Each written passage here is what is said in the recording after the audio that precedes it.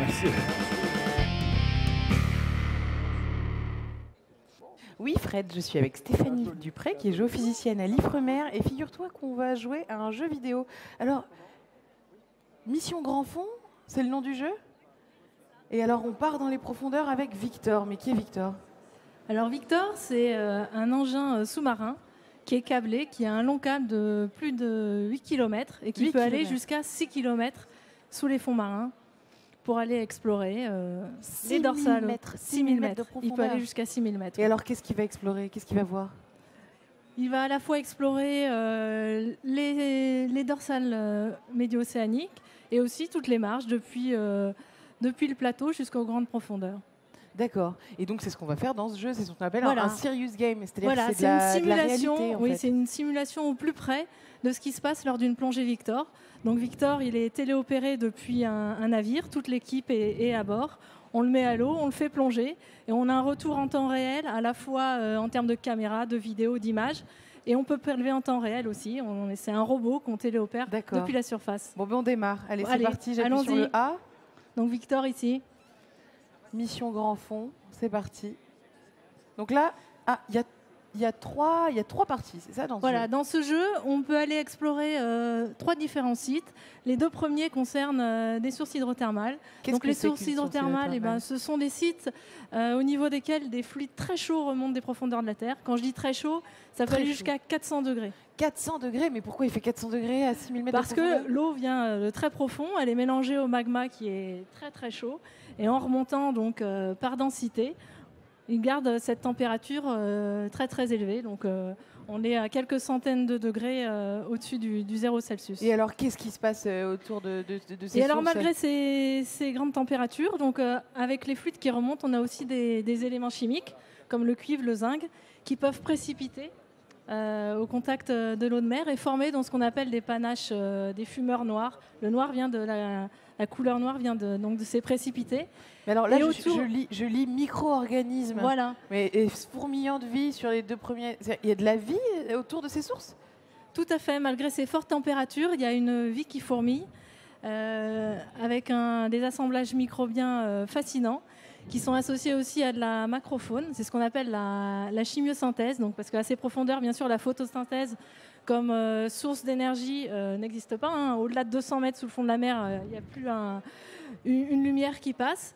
Et donc l'énergie est utilisée par ces micro-organismes, par exemple comme le carbone qui est issu du méthane qui sort au niveau de ses sorties, comme source d'énergie pour vivre. Donc il y a une C'est-à-dire symbiose qu'il la entre transforme, Oui, il mange il y a et des la processus transforme. physico-chimiques, des réactions chimiques qui se passent, qui cassent les molécules de méthane, et le carbone est récupéré, ou d'autres éléments aussi, par ces organismes. Très En bien. parallèle, des précipitations, par exemple, de sulfure polymétallique, de sulfure associé à du cuivre, du zinc ou de l'or.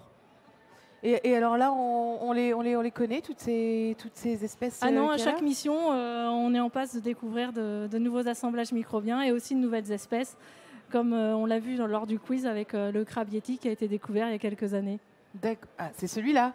Voilà, exactement. Il est sympa. Hein. Alors, on va jouer? On Oui, démarre? allons-y. Et donc, nous, Donc, on va allez-y. aller... Ah, on recommence depuis le début, zut. Donc, nous, on va sur la 3e partie. Mais alors, qu'est-ce qu'on va voir sur la 3e Voilà. partie? Alors sur les fonds océaniques, il y a les dorsales océaniques au niveau desquels des fluides sont émis. Mais en fait, des fluides sont émis partout, dans tous les fonds, depuis le plateau jusqu'en grande profondeur. Pas forcément associés à des dorsales, Des fluides. des gaz, du méthane. Des gaz, du méthane. Comme au niveau des dorsales. En fait, la chimiosynthèse, elle n'est pas limitée au niveau des dorsales océaniques. Elle peut aussi se trouver sur le plateau continental, à quelques centaines de mètres sous le fond. Oh, Et alors, c'est il ce faut à quoi bien que s'attelle. j'enregistre comment on monte, comment on descend. Voilà. Donc là, vous avez une petite explication de... Le sonar, c'est ce qui va nous permettre Voilà, de cartographier, c'est ça? Voilà, en premier lieu, quand on plonge dans un endroit, il faut explorer. On ne connaît pas le fond, on ne sait pas quel est le relief.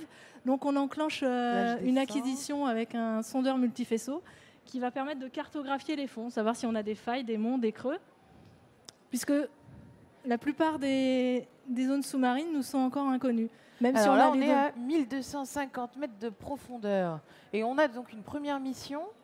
Qu'est-ce Qui qu'il est- faut qu'on fasse? cartographier la zone. Donc pour cartographier, on s'éloigne un peu du fond. On est à c'est ce 30-40 qu'on voit mètres. ici, c'est ça? Voilà. En haut, vous avez la carte bathymétrique déjà couverte, la partie noire qui est inconnue vers laquelle vous allez vous diriger. Donc il faut que j'aille vers le noir. Voilà. Vous avez écarté. Donc là, vous avez l'altitude qui est indiquée. Donc 9-10 mètres, c'est un peu haut pour faire une cartographie. Vous pouvez, mais ça va vous prendre beaucoup de temps. Donc vous vous élevez un petit peu peut-être. Allez jusqu'à 30-40 mètres. Donc bien sûr, sur le fond, tout est noir. À 1200 mètres, il n'y a plus du tout de lumière. Quand on fait des levées sonar, on n'allume pas les projecteurs, ça dépend. Voilà, là, je suis dans le noir de la carte, donc il faut que j'enclenche. Il faut que j'éteigne la lumière pour garder la batterie. Oui, mais là, la lumière, vous l'avez éteinte, et là, vous enclenchez le sonar, le sondeur multifaisceau, voilà. Et vous êtes dans le noir total. Donc, en temps réel, ce que vous faites, on le fait depuis le container navire qui est sur. Vous avez des manettes avec des joysticks aussi? Moi, je ne suis pas pilote engin, je suis le scientifique qui gère la plongée. Mais non, c'est un métier. Donc là, il envoie des. Ah, mais c'est bien parce qu'on nous explique au fur et à mesure. Oui, ce là, on a simulé. Voilà. On a le relief. Tout à fait. Et le son que vous entendez, si vous pouvez le percevoir, c'est exactement le retour qu'on a en bateau. J'ai l'impression d'être à bord. C'est-à-dire que depuis on a le bateau, vous entendez ce que. Oui. Alors, attendez, donc là, vous voyez, vous avez déjà parcouru. Si je descends un petit peu, il me semble avoir vu quelque chose là-dedans. Là, je suis dans une faille. Vous êtes proche d'une faille. La simulation de ce jeu a été faite en mer de Marmara, le long de la faille nord-anatolienne. Nord-africaine. Nord-anatolienne. Oh, nord-anatolienne. D'accord, j'ai mal entendu. C'est la faille qui est génératrice de nombreux séismes en mer de Marmara. Donc sur le fond, là, on déploie des instrumentations pour faire des tas de mesures. Donc ici, en fait, c'est une balise géodésique qui est posée sur le fond, déployée depuis le navire et que Victor va aller inspecter. Et alors là, si j'enlève le sonar et que je passe avec voilà. il fait un peu noir. Voilà. Là. Si je mets la lumière, voilà, ça bouge. Vous avez mis les projecteurs, donc vous pouvez voir ici une source de bulles de gaz qui sont du méthane, qui sortent au niveau de fractures en mer de Marmara. Et donc là, vous avez une balise géodésique qui, par mesure acoustique, en fait, elle est en relais avec d'autres balises qui sont disposées tout autour de la faille. Et ça nous permet de mesurer, après des événements sismiques, le mouvement du sol. Et donc d'estimer les variations. Si je comprends bien, en fonction de la quantité de petites bulles de méthane qui sortent, vous arrivez à savoir si les failles bougent beaucoup, s'écartent, se rapprochent? C'est un peu plus compliqué que ça. On essaye de comprendre forcément qu'après chaque secousse sismique, en fait, on va déstabiliser les sédiments et donc les bulles de gaz vont migrer. Mais on essaye de comprendre parce qu'elles peuvent migrer avant l'événement sismique, pendant et après. Donc on essaye de comprendre le cycle d'activité de ces expulsions de fuite pour les mettre en relation avec le cycle sismique. C'est des études assez récentes et on essaye de voir en quoi l'étude de la dynamique de ces sorties de bulles de méthane peuvent nous aider à mieux comprendre les séismes. Alors, donc là, ici, on voit une balise. Une balise géodésique qui mesure les mouvements du sol. On a l'impression d'être dans une oasis en plein désert, ça bouge. Et ça, c'est quoi en jaune? Alors ça, c'est un engin aussi sous-marin posé sur le fond qui fait des mesures acoustiques pour mesurer et pour enregistrer par acoustique les sorties de méthane. Parce que l'autre, elle ne fonctionne pas par acoustique? Si, tout fonctionne par acoustique, mais pour des objectifs différents. Vous doublez les... Non, celui-là, il est vraiment dédié pour regarder la dynamique des bulles, donc la phase gazeuse. Et les balises géodésiques sont vraiment faites pour mesurer les mouvements du sol. Okay. Donc l'objet étudié est différent. Et donc on couple toutes ces données. Et alors comment elles arrivent là, ces balises? C'est Victor qui les dépose? Non, elles sont déployées depuis la surface du navire. Elles ont des bouées en général. Et après, on va les inspecter avec Victor. Victor les repositionne correctement par rapport à l'objet qu'on veut étudier. Oula, je vais dans le sol. Là, je vais dans le sol. Alors là, oui, vous avez touché le sol, ce qui arrive parfois malheureusement parce que on est en exploration, on n'a pas toujours avec exactitude. Ah, voilà. Sonar. Ah, le relief de cette zone n'a plus de secret. Super. Voilà, donc ça c'est la première étape. Grâce à mes habilités de jeux vidéo, ça c'est sûr. Donc vous avez passé la première étape. Donc la deuxième, en fait, dans le jeu, il y a plusieurs étapes. Allez inspecter la balise géodésique. Donc vous voyez ici, c'est les points verts. C'est les points verts, oui, qui sont répartis de part et d'autre de la faille. On va y voir une balise. Vous voyez les objectifs qui apparaissent ici. Donc vous vous dirigez vers le plus proche. Allez vers celui-ci, par exemple. Et en fait, le jeu est constitué de différentes étapes. Après la balise, il faut aller voir Bob, qui est Donc c'est ce que vous faites avec Victor régulièrement, vous retournez dans les failles, vérifier ce que vous avez, avec les Victor, balises en que fait, vous avez. on fait des mesures, on déploie des instruments, mais Victor aussi lui-même peut faire des prélèvements, peut faire des mesures. Je suis dans la, Voilà. je suis dans le sol là, je suis dans le sol. Ah oui, là vous êtes posé sur le sol à 0 mètre sur le fond. Je fais n'importe quoi. Donc là, il faut que je descende maintenant. Il faut que vous avanciez encore, vous êtes à une cinquantaine de mètres de l'objectif.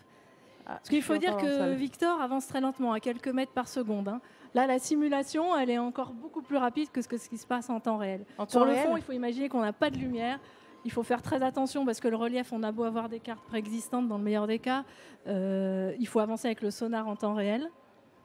Les missions durent entre 12 et 48 heures. Hein. 12 et 48 heures Oui. Vous êtes sur le bateau pendant 12 et 48 heures pour faire combien de mètres? On est sur le bateau pendant parfois un mois, mais les plongées en moyenne sont de 24 heures. Oui. Je ne sais pas du tout ce que je suis en train de faire. Là, vous avancez.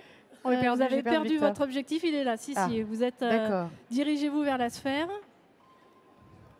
Et donc voilà. Maintenant, il faut que je me mette dedans, hein, c'est ça? Oui, il faut que vous approchiez au plus près parce qu'à 10 mètres, vous n'allez toujours pas pouvoir manipuler la balise. Il faut être vraiment très proche. C'est vraiment une simulation au plus près de ce qui se passe vachement proche, là. En vrai. Voilà, vous êtes entré dans la sphère. Là, vous avez le succès du levé bathymétrique, de la cartographie, bravo. Mais maintenant, la suite, donc le jeu. Et donc maintenant, l'étape suivante, là, on va retourner sur la scène avec Anaïs pour aller jouer à un autre jeu, des objets mystères. Et là, l'étape suivante, ce serait quoi? J'ai gagné beaucoup de points. C'était comment là? Non, là, vous n'allez pas être au top parce qu'il y a un certain nombre. Désolée, il y a un certain nombre d'étapes. Il y en a une dizaine parce qu'on a vu juste 1 ou 2 instruments, mais en fait, il y a 4 ou 5 manips pour échantillonner les fuites, mesurer les températures, etc. Ok. Bon, la prochaine fois. Revenir un peu plus tard dans la journée. Juste avant de passer la main à Anaïs, on peut jouer sur Internet sur www.ifremer.fr/mission avec un M majuscule -grand au pluriel -fond au pluriel. Vous pouvez peut-être essayer de faire meilleur que moi. Je passe